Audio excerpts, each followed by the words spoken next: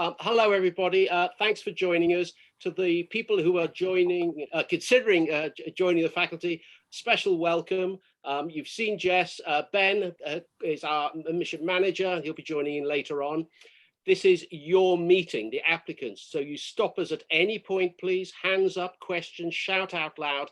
The only purpose we're here together today is to help you fill in your forms the way you want and move on to an appropriate grade of membership of the faculty.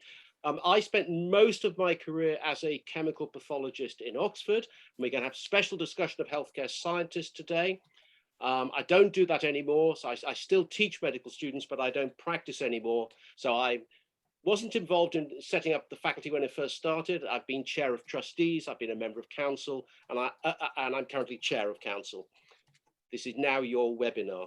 The faculty is a professional membership society. You will all belong to those already, I think, and our aim is to be so successful as a professional membership society that we're taken for granted. We haven't reached that yet. We're 4 years old. We've got over 1,000 fellows, members and associates, and growth has been just fantastic. We didn't think we could get it off the ground that quickly.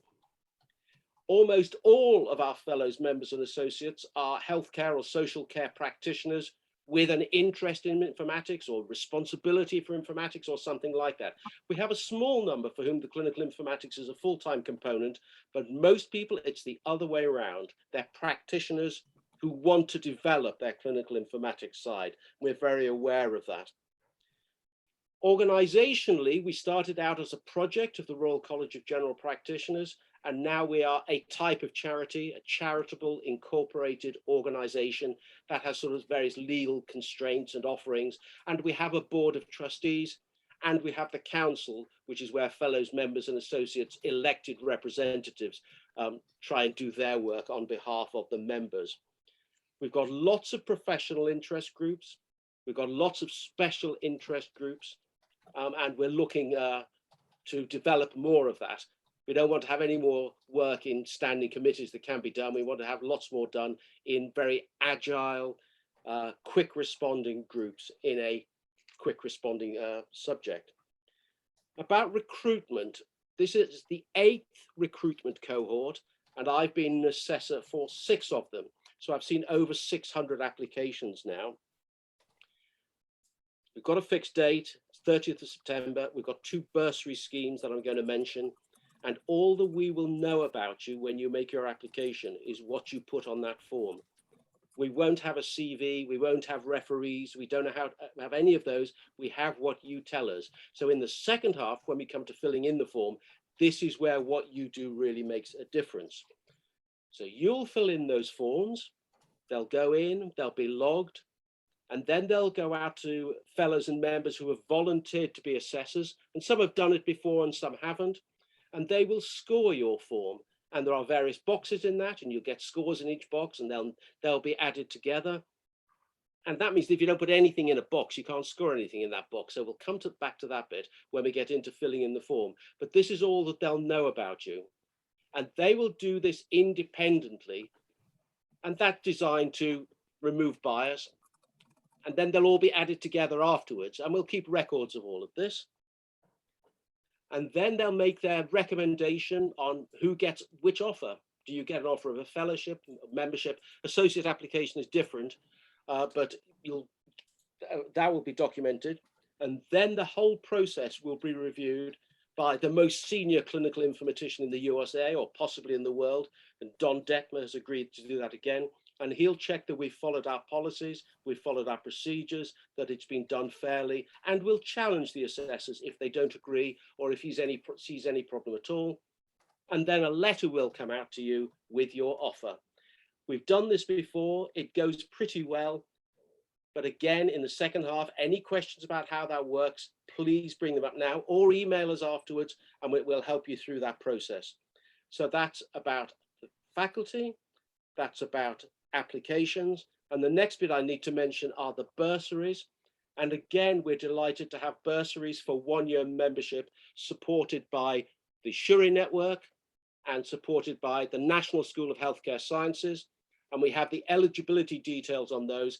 And I think I'll go through the exact details of that eligibility later, but you need to tell us if you want to be considered for one of those bursaries. We've run schemes with the same supporting donors before. It's gone extremely well. We actually had more suitable people than the original number of bursaries offered. And on both occasions, those bodies have said, yep, we'll put some more resources in because this is so important. So that's the bursaries from the Shuri network and the bursaries from the National School of Healthcare Sciences. And on top of that, the faculties are very aware of all the issues around diversity. And we have a whole load of those. We have gender, we have age, we have professional background, we have where in the world you're working. We're not an NHS body, we are UK and international, and everything that we do in that process of assessment and offer will be reviewed in the next round of the diversity review. And the current version of the diversity review is up on the website. And again, if you've got any questions or concerns about that, either now or during the process, just tell us and we'll kick our policy into place.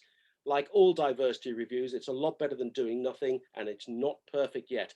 By the way, if anyone's got experience of that from their own work, please help us out on that. So that's everything I've got to say to start with. Please keep those questions, write them down as soon as they're in your mind, interrupt if you want, or keep them for the second half or the end. We've changed the agenda slightly, and now I'd like to ask Claire to introduce herself and talk to you about nursing and midwifery and the faculty. Thank you.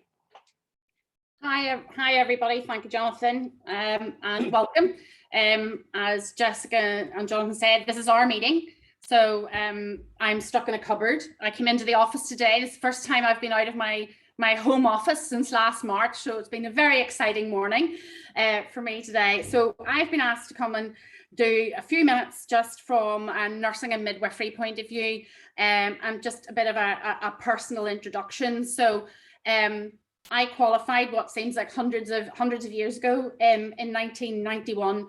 And after a series of clinical posts, took up a research post as the subject matter expert in a digital project. And when I look at the technologies we're using now, we were well ahead of our time in this large European project, but it really ignited my passion for digital and the use of data and how we use that in health and social care. And when that project ended, I thought, you know, I think maybe this digital might have some legs in health and social care in the future. And I went off and found a master's in health informatics by distance learning. And distance learning in those days was a CD-ROM that came in a brown padded envelope every month. There wasn't any internet or anything as exciting as Zoom in those days. And then I sort of sat about, I suppose, for a few years with my master's in health informatics under my belt, sort of waiting for the magic moment to happen. And eventually then kept up my practitioner work, but eventually then moved into a job where digital and informatics are now my full-time job, with nursing as a subject matter expert. So the question for me was, so I became, when the faculty became the Faculty of Clinical Informatics and I moved away from medical informatics, I became a founding fellow. And it always sort of tickles me to think of myself as a founding fellow. And really the answer was very simple. I never ever queried not joining the faculty because it was lonely out there working in what we called health informatics, or being a nursing informatician, and because there wasn't very many of us. And I saw the joining of the faculty and the growing of the faculty, and as Jonathan said, you know, 4 years old, and look where we have come from those very early days.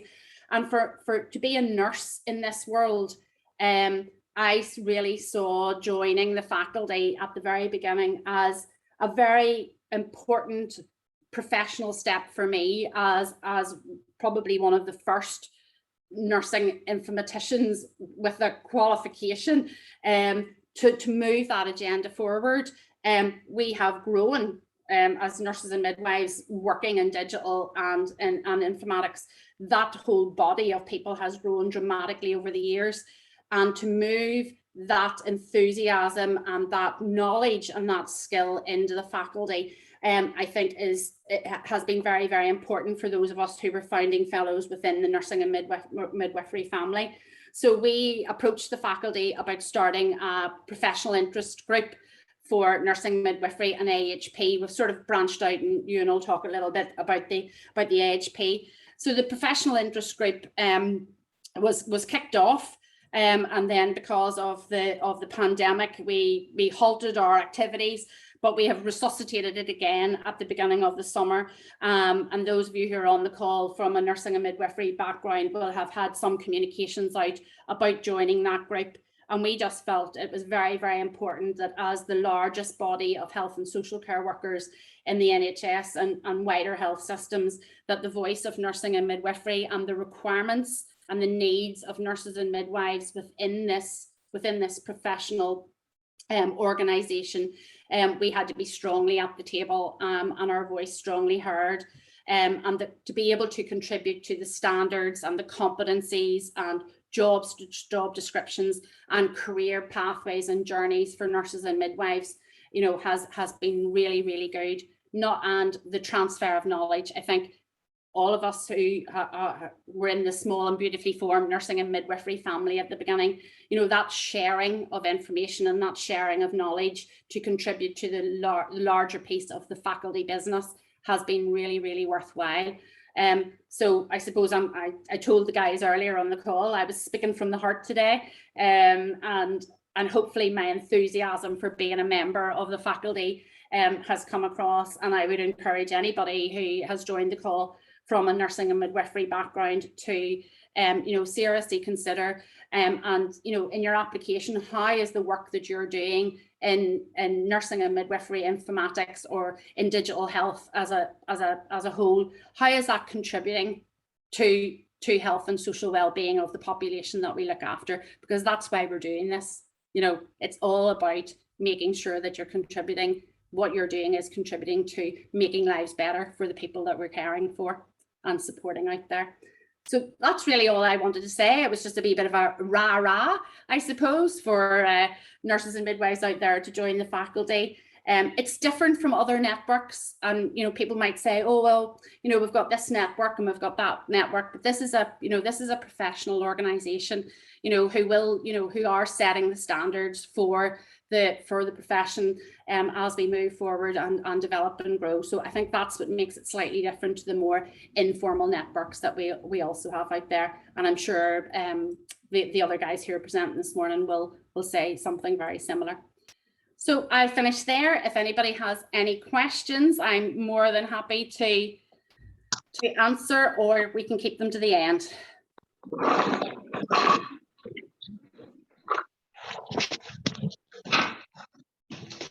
Thank you very much, Claire. And thanks for the enthusiasm you've given to the faculty.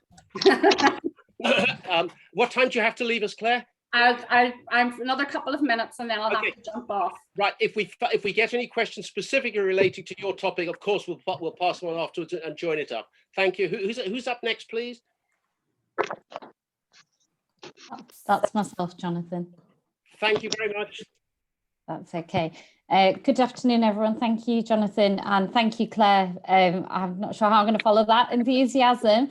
My name is Ramon, and I'm the lead electronic prescribing and medicines administration EPMA pharmacist and interim EPMA project manager at Barking, Havering and Redbridge University Hospitals NHS Trust. So now I've got the mouthful of the introduction over. What do I want to do? So today I want to give you a brief insight into my journey as an FCI member and a Shuri Network Fellow. I'm really passionate about digital innovation, clinical informatics and medicine safety, and I've worked in the digital field for over 6 years. So you might be sat wondering why you should apply now. I first applied for the FCI a number of years ago whilst it was in its infancy, and I didn't get a place, and naturally at that time was disappointed. However, last year I was sat in your position contemplating applying, and it's the best thing I have done. And I'm not just saying that, I genuinely mean that. I'd heard lots about the faculty, its growth, and I really wanted to connect with more like-minded individuals in the digital field. and there is no other way than bringing people together than through the faculty. I'm part of lots of other networks, but this definitely has given me lots of opportunities. So I applied to both become an FCI member and a Shuri Network Fellow. And the delight upon receiving the email to say I was successful last year was second to none. And Joe, who's not with the FCI anymore, received very much a kind of, I was elated, I think is the right word, when I got the email. So what's the past year been like for me since I've joined as a member? And I'm just going to share some of the opportunities that have come up. So I think that's really important, because I think sometimes you apply for these things, you become members of these things, and you don't necessarily recognise where the opportunities are that you can be part of, and the networking. So I've been involved quite heavily with the CCIO working group, and the piece of work that's undergone regarding reviewing CCIO job descriptions. And that's due to be published soon, hopefully. I'm part of the Digital Medicines Interest Group, which is specifically related to pharmacy, part of the FCI's Professionalism Committee and the Early Careers Group. And I've also been involved in presenting for the FCI Learning and Development Webinar earlier this year, and the elevator pitch event for the Rising Star Award. And I've also recently had the opportunity to observe at the council. I presented at the Digital Health Summer Schools and the Rising Digital Star panel for the Digital Rewired conference. Apologies, that was someone coming in to ask me a question, Director of IT, so I do apologise. And more recently, become the Vice Chair of the CCIO Advisory Panel. None of these opportunities would have occurred if I wasn't a member or part of the Shuri Network. And I can certainly say over the past year, all this has happened within the last year. And that's because of the networking opportunities and the family and the learning that has come out of being part of the FCI. So what is the Shuri Network? So Raphael, one of my colleagues, there's going to be a video played shortly about the Shuri Network, but it's the first NHS and care network of BAME women in digital health. And it's a group of us that are out there to promote that Shuri ethos and highlighting the roles of BAME women in digital health. And that's another really important piece, and goes back to the element that Jonathan talked about diversity and inclusion earlier. And since with the Shuri Network, what we've done in conjunction with the FCI is that we've got our own sort of WhatsApp group set up where we can keep in touch with each other. So there's lots of opportunities to be able to share learning, but also share learning between our group, but share learning wider. And I think that's one of the things to take away from being a member. And from a pharmacy perspective, what's really exciting, like Claire had said about nursing and AHPs, is that just recently the Digital Medicines Interest Group has kicked off. We're looking to work on specific sections within the digital medicines field that's pertinent to pharmacy, and embark on that journey to provide that high quality care for our patients, but also with those underpinning principles from both the faculty and digital medicines combined. So from my perspective, I've just written a very brief poem to sort of finalise kind of my view of why you should join the faculty, and it's called Curiosity, Contacts and Content. So the Faculty of Clinical Informatics is the organisation for you, a one-stop shop for digital informatics and all things new. The core competency framework, webinars and lots of resources, up-to-date information on available courses, lots of opportunities as an associate, fellow or member, tying learning, networking and digital together. Your FCI is the place for your development. Apply today. So hopefully, if you're out there and you're doubting, I've convinced you to apply for the FCI. And if I haven't, hopefully the rest of my colleagues have too. And I look forward, hopefully in a few months' time, to see those of you that have been successful, and hopefully see that some of you join the Digital Medicines Group if you're from pharmacy, and work with some of your others over the next 12 months. Thank you very much. And over to you, and I think next. Thanks very much, Ramondeep. So I've got Claire's enthusiasm and Ramondeep's poetry to follow. It's quite a big ask, really. So hello, everyone. I'm Ewan McComiskey. I have a number of different hats. I'll try and run through all of them if I remember them. So I work for the Chartered Society of Physiotherapy. I'm a very proud digital physiotherapist. For the CSP, I am their health informatics lead across the UK. I'm also the clinical lead for physiotherapy with Orca. I am also the co-vice chair of the CNIO advisory panel for digital health. And finally, I am a very proud fellow of the Faculty of Clinical Informatics. And chair of the AHP professional interest group. So like I said, I'm a digital physiotherapist, a very proud one. I started off as a clinical physio back in 2007. I spent probably far too long really as band 5 rotations trying to find my niche. I did every single rotation around the whole of the trust without quite finding it. So went back around some of them again. And then fell into informatics genuinely, accidentally in about 2009, 2010. It was the best thing that ever happened to me, and I didn't know what it was at the time. So my manager hated computers and anything to do with them. I have always had a bit of an interest, a bit of a geek, self-confessed, and very proud of that title too. So I went along to the first ever meeting of the HP Informatics group at NHS Lothian in and around Edinburgh. And I didn't understand what on earth was going on in the first meeting. By the second meeting, I understood some of the acronyms, understood some of the technical terminology that was being used, and then really started to get into it and realized that I didn't know it existed, but this was my niche. I was lucky to get some funding to be the HP informatics lead at NHS Lothian. So I did that for just over 3 years, and then moved into an HP eHealth advisor role with NHS National Services Scotland. So it was a national role, and then moved to the CSP in 2018 to take on the UK-wide role in health informatics. And shortly after that, I applied for the second membership cohort of the faculty and was successful in getting a fellowship.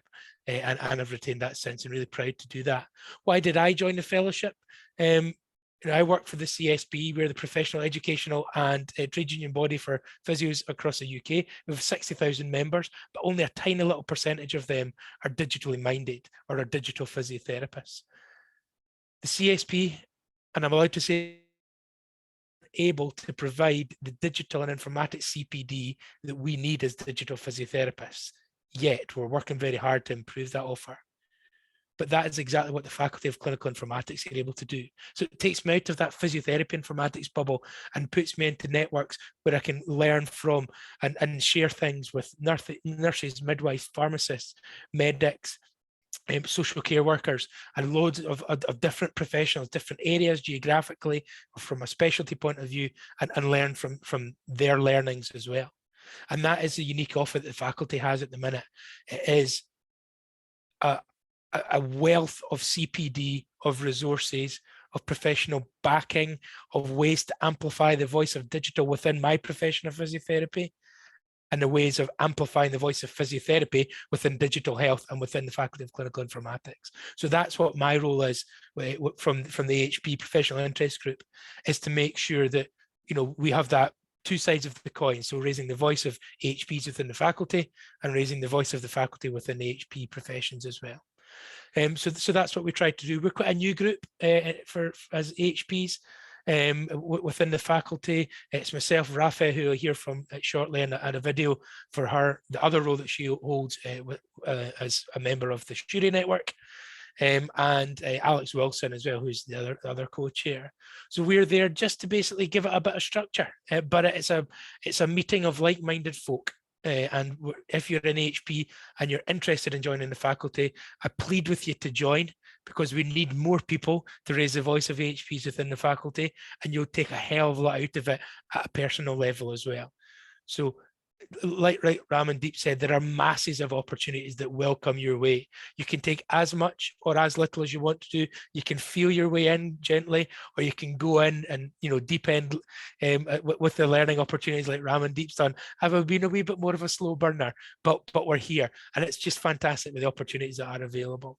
So if you've got questions here, if you are an HP, then do that. The other thing I need to do as well, as you can tell by the accent, I'm a Scot. I live in Northern Ireland, and what we want to do is we want to make sure that this is a UK and international organisation, the faculty. So if you're somewhere based outside of England or anywhere, even if you are in England, please think about applying as well, because we need to hear the voice and to learn from the experiences of those across the UK, because digital health is an international concept. It's not a one-person thing. It needs loads of different voices. We'd love to hear whatever your voice, whatever your experience, whatever your opinion is around about clinical informatics. So yeah, please come and add to the wealth of experience and opinion that we've already got. From whatever your background is, we'd love to have you join us. Thanks, Ewan. That's absolutely great. And a very interesting language, isn't it, about overlapping between professions and meeting other people's, goes very well with portfolio careers, that way of doing things. We don't just enter and then we're one of those and not one of those. Yeah. And again, thanks for your enthusiasm. What's next? Is it roll video?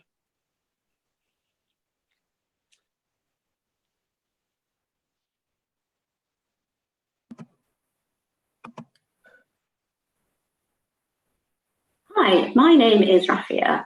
I am a steering group member of the Shuri Network, and also as a result of my background in speech and language therapy, I am one of the allied health professional leads at the Faculty of Clinical Informatics. About a year ago, I helped with a scheme between the FCI and the Shuri Network, where the Shuri Network provided bursaries for 20 women of colour in digital health to apply for the FCI and to cover their membership for a year. We are back again this year. This year we are supporting 20 memberships plus 10 student memberships.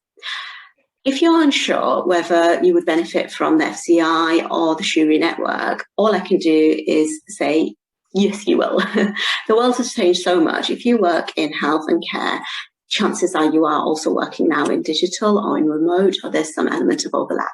You don't have to be an expert in this area by any means.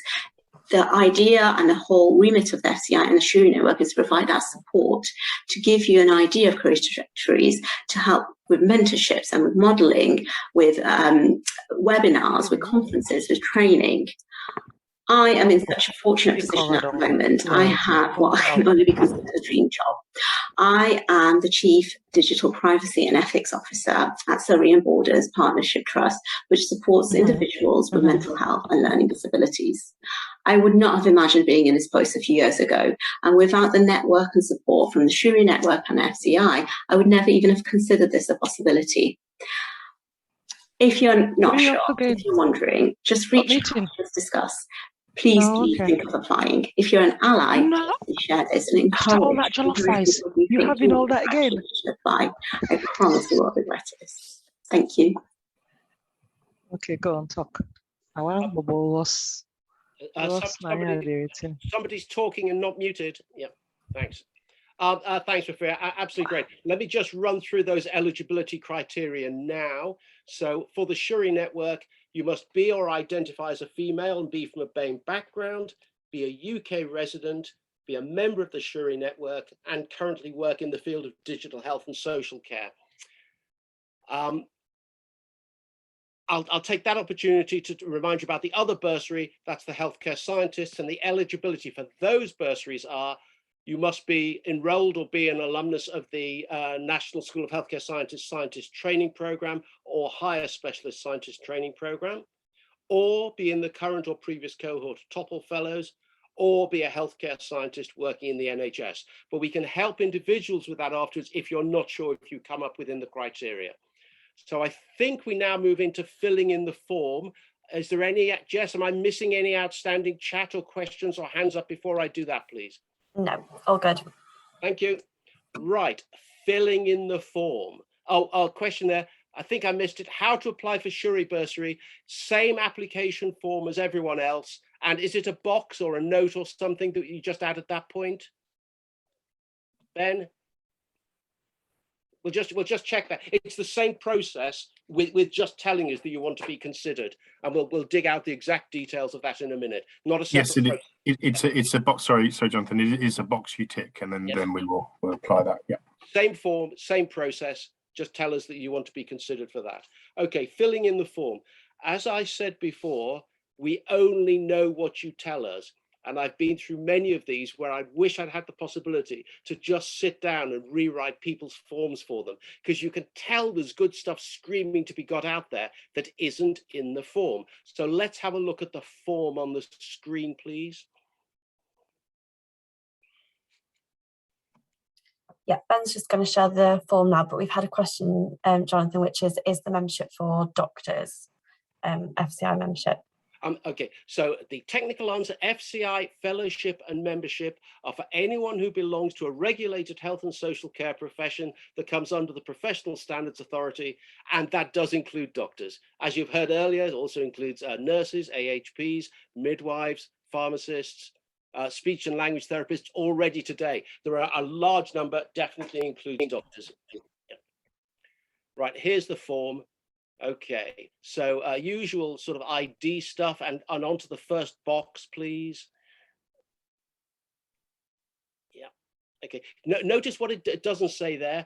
Doesn't say what's your background. We will be checking your professional registration for members and fellows, but we don't know that already. And going up, current job role. Okay, this is, you would think it is completely clear what that means. We see boxes that are full of abbreviations, acronyms, assumptions, and we sit there and we don't know what job people are doing, or in the next one, what organization it is, because you get a set of things that look something like NNNCST, yeah? And we all sit there guessing and then hitting Google. What actually is this organization? This is all that we know about you, and you need to make it really clear because it saves us time. Do you notice similarity to exam marking? Make friends with your marker, make it easy for them. Your current job role can be several things. In fact, if you look at any job, you have several roles. So you may have one title, but several roles, and tell us what they are at that point. And then we get to profession. That's easy for people who have a regulated profession because you just tell us what it is. And then the next box would be the registration number. And we will check these with Nursing and Midwifery Council, General Medical Council, whoever it is, just to get that right. Very unusual to find any problems at that point, but they may occur. Are you a current member or associate? That's important because you may be applying for upgrading. So we need to know that. And other organizations that you belong to. I might come back to why that matters or not. Keep going. Then we got GDPR. Yep. Can we share your details? You've heard earlier about the value of the networking and the importance of the networking. Of course, we need to be able to share. So we'll get the GDPR bits right on that. And here we've got the questions about, this is eligibility for bursary coming up here. This is the point you indicated here. We'll carry it through the process and then pick it up when we get to the grading later. Are you eligible for bursary? And 14, the first of the big boxes, 500 words. So before we get onto content, my personal experience is that for filling in forms online, the most important rule is don't. So use a text editor or a word processor and work separately where you can play with them and you're not worried you're going to actually submit it too early or anything like it. 500 words. I won't get into details of word counting. Suggest you do it offline.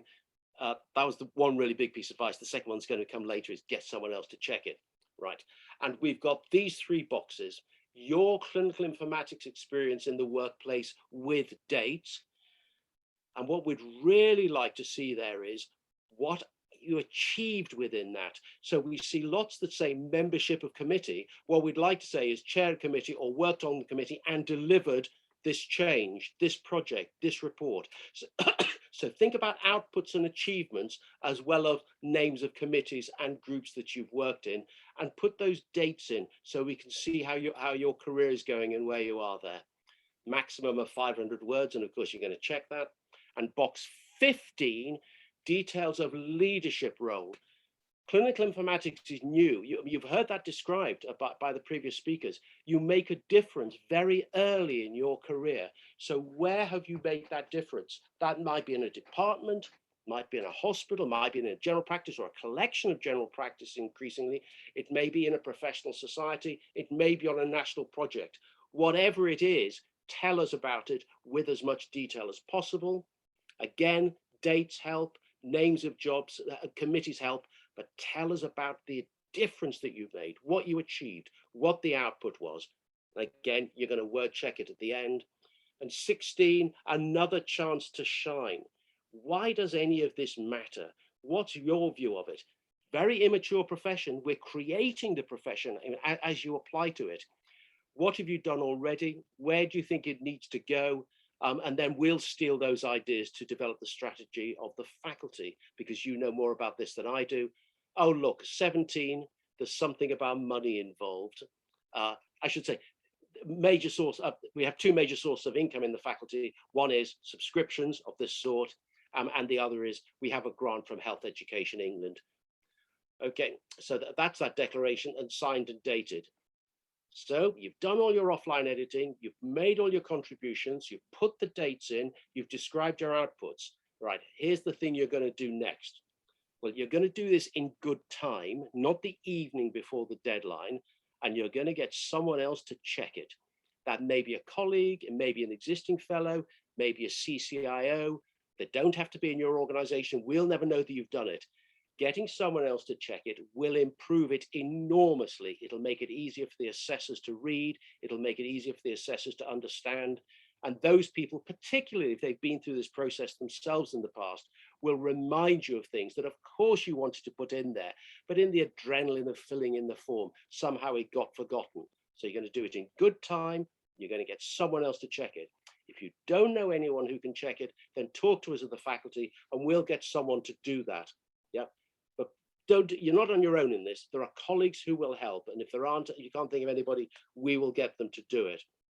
I've got a note from Anne-Marie there. Let's just deal with that. Okay, we've got a point about a separate form, and yeah, and Anne-Marie's reminded about core competencies.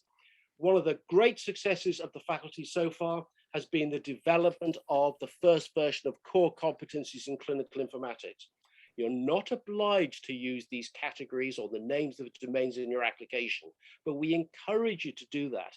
That's partly because it will develop the core competencies work and it moves on, and partly because it will remind you of things that you have achieved, things that you have done in filling in your own form. So you use that core competencies as a checklist. You're welcome to use the language of the core competencies in the 3 boxes. But in this round, you're not obliged to. At some point in the future, that will be, the whole form will be based around the core competencies. But at the moment, it's just an opportunity to remember things and to use the language of them if you choose to do it. So what have we got? Do it offline. What to put in the boxes. Do it in good time. Use core competencies language if you want to, and get someone else to check it before you submit it. Right, that's where I go on that. And over to questions and anything you want to say or ask or have uncertainties about. And of course, we can do this by email afterwards as well, if that's more convenient. Over to you.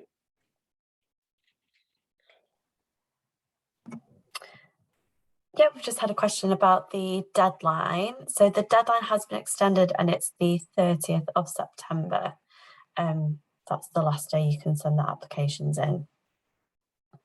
Thanks, Jess. And I believe there was a question earlier about IT professionals. What about IT professionals?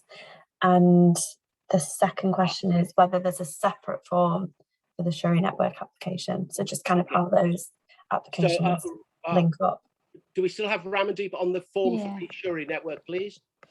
Thank you, Jonathan. So there is a separate form for the Shuri Network that also needs to be completed alongside the FCI application form. I've put a link in the chat already. So again, all the things that Jonathan said around completing your application in time, etc., because there are a number of questions within that form to fill in as well as to why you'd like to be a Shuri Network member, what you're going to do if you become a member, how you're going to promote the Shuri Network, etc. So there's some things that we welcome you to think about how you're going to make full benefit of becoming a Shuri Network member. So feel free to reach out to any of us on Twitter or on social media, or get in touch with myself after the talk's ended. More than happy to kind of run through that with anyone if anyone's interested. But there is 2 forms to fill in, your faculty application and the Shuri Network application. And as Juan said, if you're not eligible to be a member of the Shuri Network, then you can also become an ally. So that's just a little plug, you know, for anyone who isn't eligible for that, you can become an ally as well. And we welcome that as well, because we've got lots of work that's ongoing around shadowing programs and opportunities for other people. So please do get in touch if you're interested in other things related to the Shuri Network. Thank you. Thank you for that, Ramandeep. Separate form for Shuri Network, one box to fill in for the healthcare scientist bursaries. But again, any questions, just ask. A plug from you on core competencies. This is what's going to develop the way of understanding what we all do in this very difficult issue of language. And a question about IT professionals. Okay, this is very interesting because we are the Faculty of Clinical Informatics and there are other bodies, but a lot of IT professionals who do not belong to a profession that is regulated by the Professional Standards Authority want to and have joined the faculty. So the first step for that is associateship. We thought that was going to be tiny. It's actually grown enormously because of this, of people who want to be involved, but aren't in a PSA regulated body. Applications for associateship go through a slightly different process, is that we don't have these set cohorts with time windows. You can apply at any time. The form is on the website and Ben can help with that. So the first step for anyone who isn't sure about whether they're eligible for fellowship or membership, but is interested, or who wants to immediately apply for associateship, is form is on the network, help is from Ben. There is a place for everybody. I'd also say that the faculty is a member of the Federation of Informatics Professionals, and that means that we can help people find other slots that are appropriate for them if that's what they want. And we're all working together on most of those issues, including developing all of the professions and the common language of the core competencies. Plug for job descriptions from Ewan, and Ben's put his email account in there for any questions relating to membership, fellowship, and associateship. Yep. Yeah.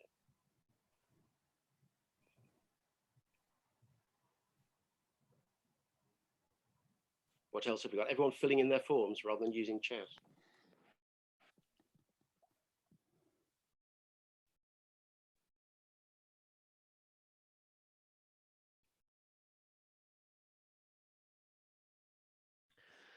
I see that Ramon put our email in, so I'll follow suit. I'll put my email in the chat if there's any HPs that want to reach out, or if you're Scottish or Northern Irish, any of the above, then do please reach out if there's anything we can help with. Yes, I've been through the fellowship application process, so I know it well, remember most of it, and I'm very grateful to have got through it.